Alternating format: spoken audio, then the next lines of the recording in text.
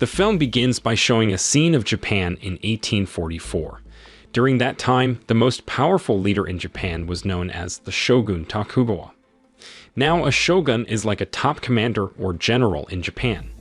Everything was peaceful in Japan until a nobleman named Matsudaira Naritsugu, who belonged to the Akashi clan, caused trouble with his extremely cruel behavior.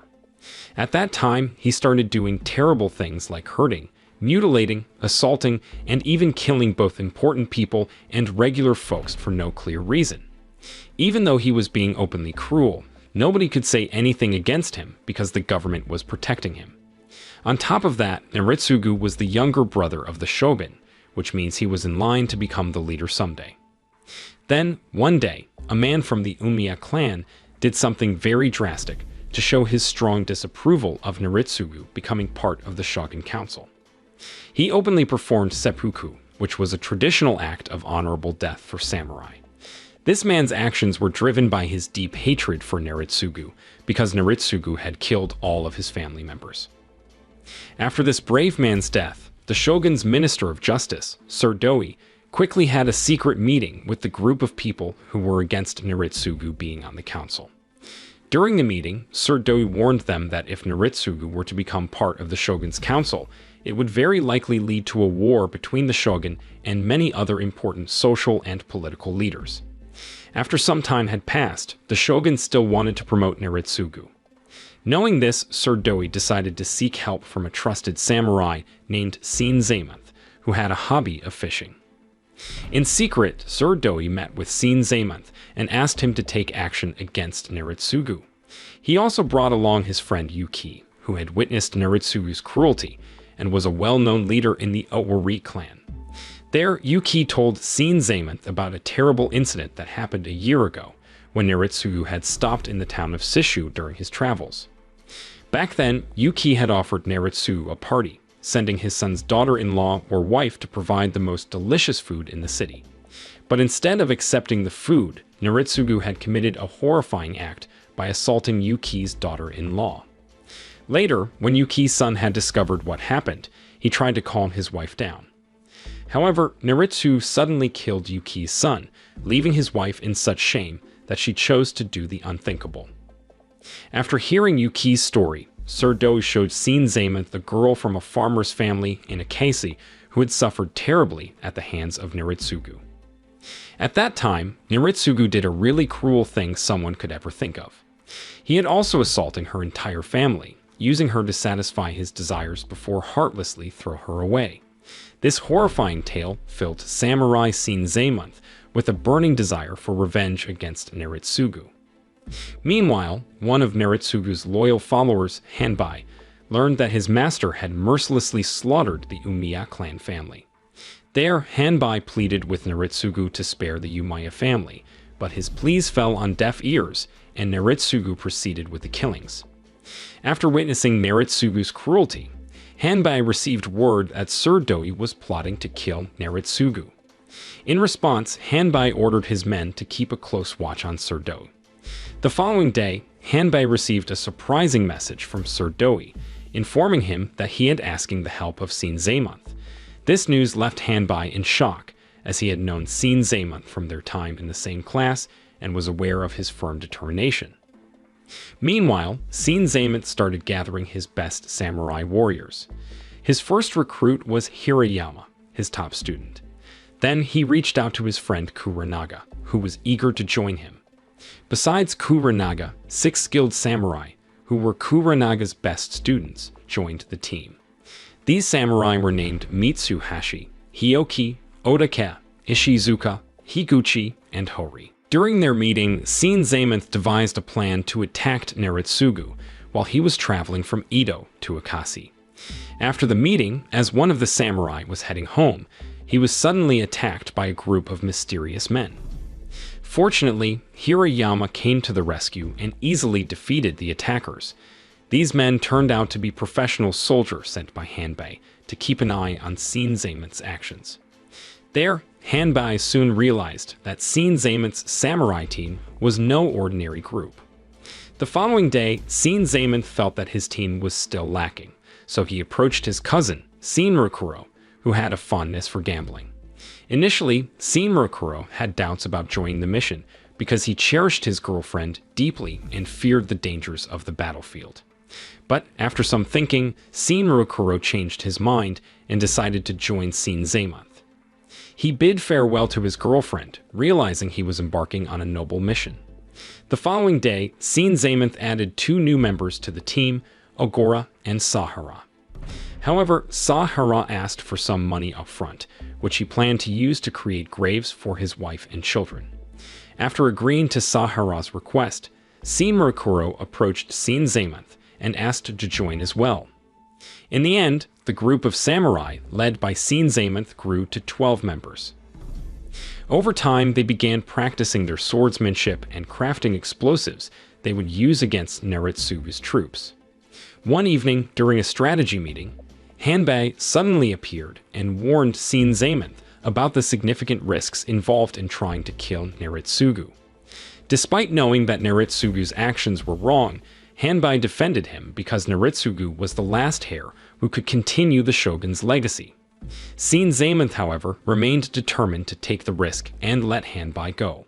Then they both vowed to fight when the time came. The next day, Naritsugu began his journey from the Edo region to Akasi. Meanwhile, Shin Zaemonth was trying to figure out when would be the best time to attack Naritsugu's troops. After some thought, Shin Zaemonth gathered his samurai and told them that they would launch their attack on Naritsugu's forces in the city of Achi. Shin Zaemonth also instructed 2 of his samurai to buy various supplies and equipment in the city. At the same time, he asked Kuranaga to seek help from Yuki. Once everything was prepared, Shin Zaemonth led his troops on horseback through the countryside. Upon reaching a village, they were suddenly get attacked by a gang of bandits who shows up from a bar. Then a fierce battle happened, but Shin Zaemonth's samurai easily win. It turned out that these bandits were actually professional soldiers sent by Hanbei, who were trying to stop them. Upon realizing that Hanbei already knew their planned route, Shin Zaemonth and his samurai decided to take a path through the mountains. However, during their journey, they became lost in the dense forest. Eventually, they came across a hunter named Koyota who would become trapped. At that time, Shin Zaemonth freed Koyota and struck a deal where Koyota would guide them in the right direction in exchange for food. From that moment on, Koyota became the 13th member of their group, even though he wasn't a samurai by profession. At the same time, Naritsugu and his soldiers were caught off guard when Yuki blocked their path by closing the bridge. Naritsugu even approached Yuki with the intent to kill him. However, Yuki's men quickly aimed their weapons at Naritsugu, forcing Hanbei to told his master to retreat. Upon hearing that, Hanbei and Naritsugu took a brief pause at the forest's edge to discuss which route to take. Surprisingly, Naritsugu suggested that they take the path that had been prepared as a trap by Shin Zaemonth. After Naritsugu departed, Yuki made the painful decision to perform seppuku to conceal his involvement in the plan to kill Naritsugu. The next day, Shin Zaemonth and his fellow samurai made it to Ochi City. At that time, they teamed up to set up traps and build forts filled with explosives. The next day, Ishizuka, who was keeping an eye on Naritsugu's soldiers, rejoined the group and told Shin Zaemonth that Naritsugu had disappeared from the expected route. This worried the samurai because they thought Naritsugu might have chosen a different path. But Shin Zaemonth wasn't concerned because he believed Hanbei already knew about their plan and couldn't avoid it. Then, Shin Zaemonth also ordered the samurai to set up more traps to strengthen their plan. As evening came, they started to get anxious because Naritsugu's troops hadn't passed by yet. When night turned to morning, Sahara, who was watching the forest, rushed back to the city with news that Naritsugu's forces were approaching. Not only that, but Sahara also revealed that Naritsugu's troops weren't just 70 people, but 200 people. Despite being outnumbered, Shin Zaemonth wasn't scared. He assured his troops that they could still fight Naritsugu's forces. As the sun rose, Naritsugu and Hanbei's troops finally reached the city. Next, Hanbei and his troops were escorting Naritsugu through the small town. Along the way, Hanbei noticed that the townspeople were fleeing towards the forest. Soon after, a massive wooden gate suddenly blocked their path. When they tried to go back to the bridge that connected the town, the bridge was blown up by samurai leader Zamonth. So, Naritsugu and his troops found themselves trapped inside the town. With the enemy trapped, Zamonth and his samurai team launched an attack on Naritsugu's forces using explosives, arrows, and swords. One of the samurai, named Kweota, didn't have a weapon, so he used slingshots and wood to attack the enemy. Then the 13 samurai attacked one after another, causing many people dead among Naritsugu's troops. At that time, they couldn't put up much resistance, and even seeking shelter in buildings proved useless because those buildings were full of explosives.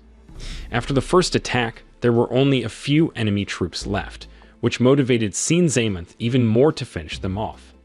Shortly after, they engaged in close combat. During the battle between the 13 samurai and Hanbei's troops, Hanbei decided to shield Naritsugu from harm to keep him safe. But soon after, one of Hanbei's soldiers found what seemed like an escape route and led Naritsugu toward it. However, this path turned out to be a trap. They were confronted by a great samurai named Hirayama. In a short time, Hirayama managed to defeat dozens of Hanbei soldiers who were protecting Naritsugu. When Hirayama was about to attack Naritsugu, Hanbei suddenly appeared with more soldiers. In the end, Hirayama had to retreat, and Hanbei and Naritsugu were left trapped. As the battle went on, one after another, Zamonth began to lose their lives. This intense battle turned the city into a bloody scene, as many people witnessed the violence. Surprisingly, Naritsugu was seen smiling during the chaos. He even confessed that he couldn't wait to serve on the shogun's council, so he could experience big wars like those in the Sengoku era again. Despite losing many of their own, the samurai managed to defeat a large portion of Hanbei's troops until only a few were left. At that critical moment, Kweota confronted Naritsugu and his remaining troops armed only with a piece of wood. In response, Naritsugu threw his sword at Kweota, and Hanbei immediately killed him, causing Kweota to fall. After a long battle, Zamonth's samurai finally defeated the entire army of Hanbei, leaving only Naritsugu, Hanbei, and 2 of their followers. Now they have to face Zamonth and Shinrokuro. At that time, Zamonth prepared to face Hanbei in a one-on-one battle. Both of them were skilled swordsmen. Eventually, Zamonth managed to knock down Hanbei and kill him. At the same time, Shinrokuro took on 2 of Naritsugu's followers and defeated them. Unexpectedly, Naritsugu kicked Hanbei, who had been a loyal follower and sacrificed his life for him. Naritsugu also insulted the idea that regular people and samurai had the same purpose, which was to serve their master. However, Zamonth disagreed. He explained that rulers couldn't survive without the support of their people.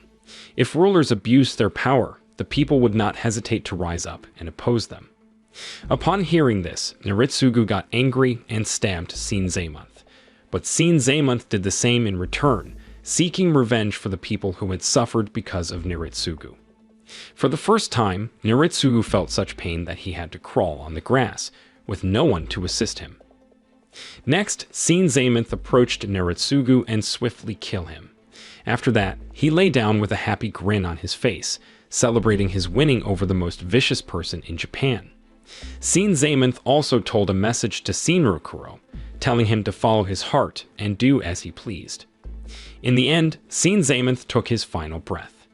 Shinrokuro then walked through the blood-soaked streets of Ochi. Eventually, they spotted someone shows up joyfully from the ruins of a building.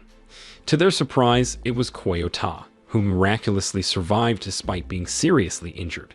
They shared their plans for the future, and Kweota mentioned he would return to his previous life of hunting in the forest and living away from cities. Meanwhile, Shinrokuro decided to marry his girlfriend and leave Japan for America.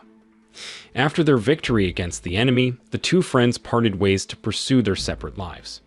In the end, it's mentioned that the shogun concealed the true events, stating that Naritsugu had died of an illness on his way to Akasi.